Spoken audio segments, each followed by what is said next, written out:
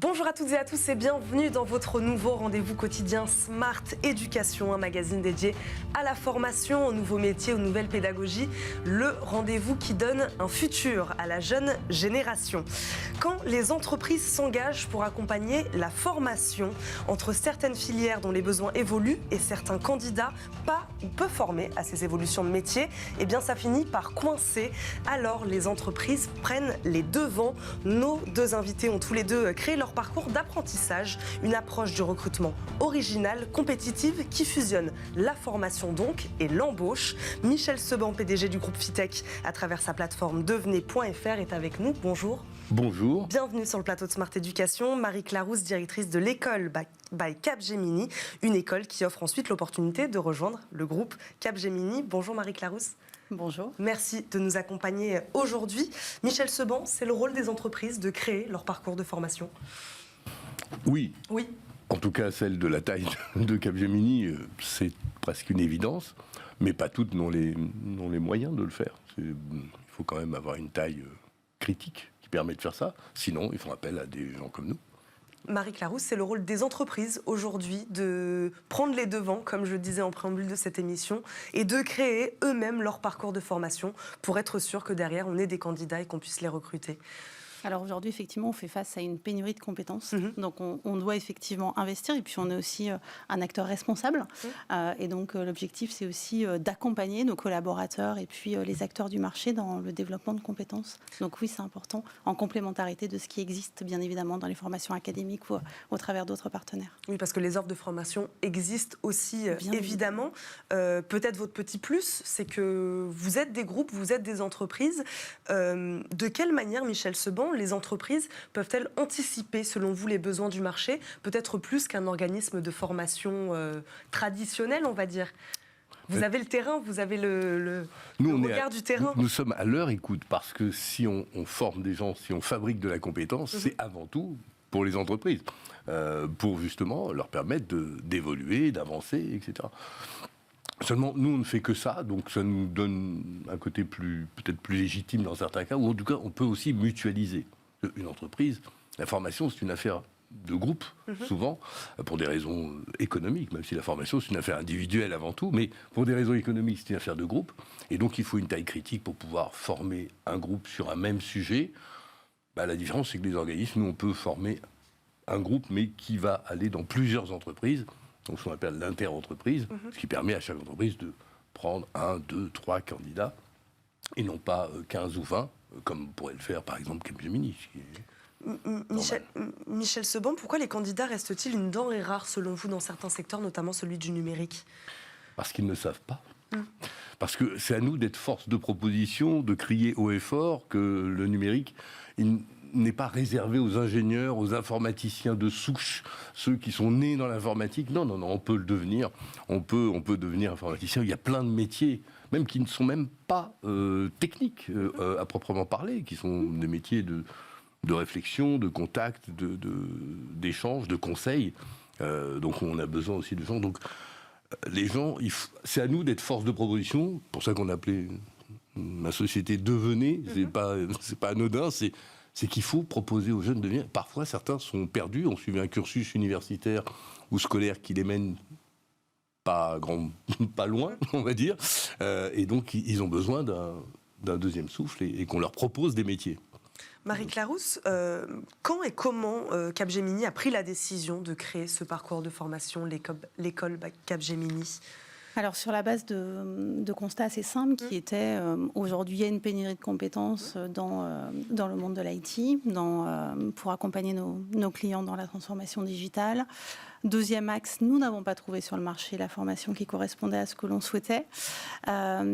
Et puis aussi un acte responsable de dire finalement aujourd'hui on ne trouve pas la compétence et on ne veut pas participer à un système où on va systématiquement chercher chez nos concurrents les profils dont on a besoin. Donc on doit aussi être un acteur responsable et voilà, on a les moyens, on va le faire, on investit pour nos collaborateurs et donc on crée une école, alors avec un axe business bien évidemment, sur la base de 3 axes de développement que sont le développement personnel. Finalement, mieux on se connaît, mieux on sait travailler avec les autres Et chez Capgemini, on a la conviction que chacun a sa place dans l'entreprise, que nous n'avons que des talents et que chacun a sa place.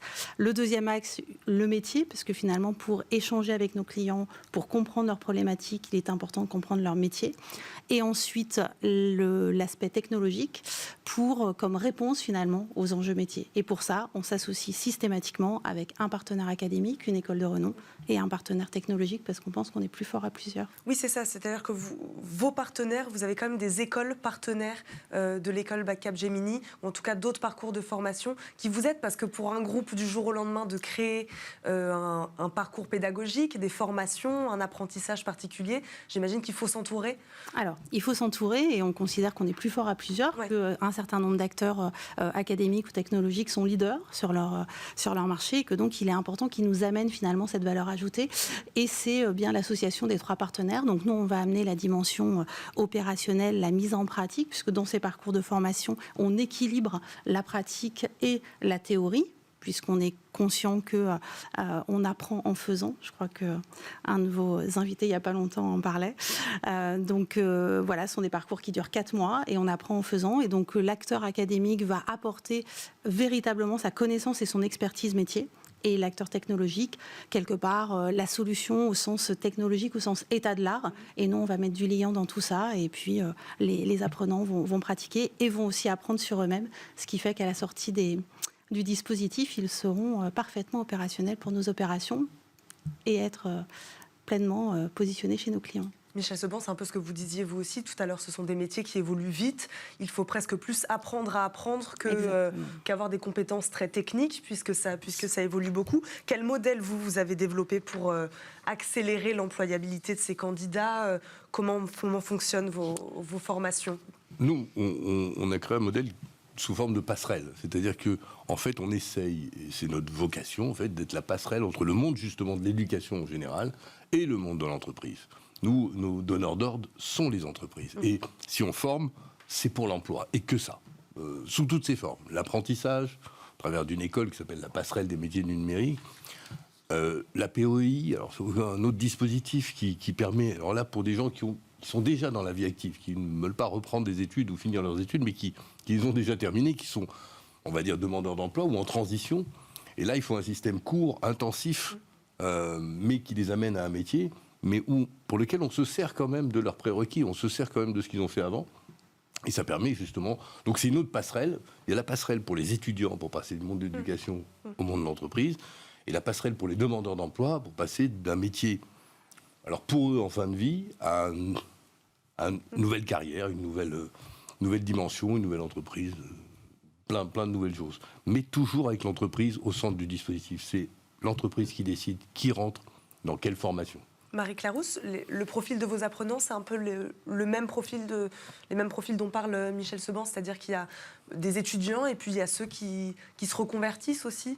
Alors, on est plutôt sur un axe accélérateur de carrière qu'un axe de reconversion, parce que les formations sont extrêmement denses et finalement, il faut que nos apprenants aient déjà une base, qu'elle soit une base métier. On va par exemple accompagner des gens qui ont travaillé dans l'aéronautique. Suite à la crise, ce sont des gens qui ont aussi souhaité pas se reconvertir, mais en tout cas élargir leur spectre de compétences en accompagnant justement la mise en place de solutions de gestion des produits complexes au travers dans une formation autour du digital manufacturing par exemple. Et après, ça peut être des gens qui sont effectivement dans l'IT et qui veulent accélérer, aller plus vite dans leur acquisition de compétences. Et donc, c'est aussi pour ces gens-là qu'on a créé cette école. Et on le fait aussi pour les collaborateurs de nos clients, parce que nos clients ont exactement les mêmes problématiques que nous. Ils ont aussi des collaborateurs qu'ils veulent garder, qu'ils veulent accompagner. On sait qu'aujourd'hui, un jeune qui rentre sur le marché de l'emploi, il va changer à peu près 10 fois de métier dans sa carrière.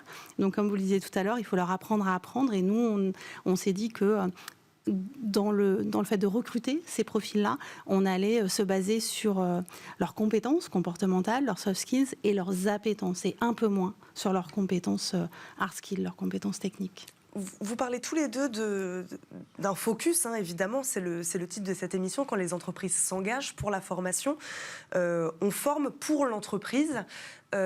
Comment on évite, Marie Clarousse, une forme de formatage un peu Capgemini pour quelqu'un qui derrière, peut-être dans 5 ans, voudrait faire autre chose ou travailler pour une autre entreprise? Alors, je pense que l'apport des partenaires nous permet effectivement de ne pas rencontrer cet écueil-là. Après, Capgemini est aussi une entreprise multiculturelle. Voilà, on croit beaucoup à la richesse des parcours et au fait de ne pas les recruter systématiquement dans les mêmes écoles, d'avoir des gens qui sont aussi de profil type scientifique, qui se sont ensuite orientés vers l'informatique en second choix parfois. Mais véritablement, c'est la richesse de tous ces parcours. Et dans l'école by Capgemini, on a des parcours de formation pour des profils techniques type architecte, développeur, mais aussi pour des profils plus fonctionnels, aussi pour des profils qui accompagnent nos clients au sens conseil du terme. Et on s'aperçoit que ces gens-là profitent finalement d'un écosystème stimulant et enrichissant qui fait que ils se retrouvent dans ce dispositif. Michel Seban, il n'y a pas de risque de formatage d'un apprenant qui après serait un peu cantonné à un seul groupe, à une seule entreprise? Non. Parce que ce qu'on lui apprend avant tout, c'est un métier. Donc aucune entreprise n'est propriétaire d'un métier. Il pourra le faire partout. Voilà, il y a beaucoup d'entreprises qui exercent le même métier. Donc s'il est formé, il a un pass. Un passe partout. Expliquez-nous, Michel Seban, comment se déroule ensuite le processus d'embauche à la fin de la formation? Comment ça se passe? Alors, dans le cadre par exemple, de demandeurs d'emploi, il y a une pré-embauche avant. C'est-à-dire qu'on le présente aux entreprises avant même qu'il soit formé. C'est l'entreprise qui décide qui va se former. D'accord. Il se forme durant 3 mois et il est embauché en CDI à la fin. Ça, c'est le parcours classique, on va dire, en POI, en reconversion. Pour les jeunes, les plus jeunes, qui sont donc en apprentissage, là, c'est un parcours en alternance pendant 1 an entre une partie à l'école, une partie dans l'entreprise, et de manière harmonieuse pour que l'ensemble consolide ses compétences et qu'à la fin de l'année, il reste dans l'entreprise. C'est le souhait de tout le monde, et en CDI aussi. Parce que le but du jeu, c'est de relancer une carrière, quoi. Marie Clarousse, comment on passe de la formation à l'embauche? Alors chez nous, ils sont embauchés avant leur formation. Pareil, donc. Voilà, donc comme ça au moins, on les accompagne. Donc on leur parle. Parce que c'est rassurant. Alors parce que c'est rassurant, parce que c'est aussi contractuel et le dispositif fait que c'est comme ça. Pour qu'ils puissent être formés au sein de l'école, il faut qu'ils soient sous contrat avec nous. Donc c'est vrai que c'est dans le processus de recrutement que on est extrêmement précis sur la façon dont ça va se passer. Donc c'est un peu un sas, une bulle pour eux pendant 4 mois. Ils sont extrêmement accompagnés. Ensuite ils intègrent nos opérations.